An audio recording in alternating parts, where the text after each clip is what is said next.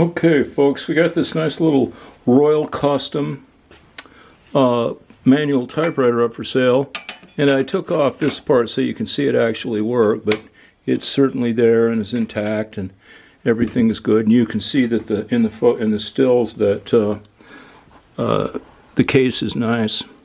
So here we go. Yeah, all the keys seem to work. Okay, the ribbon is, about shot, just like you'd expect. Ooh, looks like that one kind of stuck. But, these things sit for a long time, and if you use them a little bit, they get better. And, of course, if you could get in there and clean and lubricate a few things, I'm sure it would work better. But the shift lock works. Yeah, there the bell went off. I think everything works just fine on it, folks. So there you have it. It's a beauty.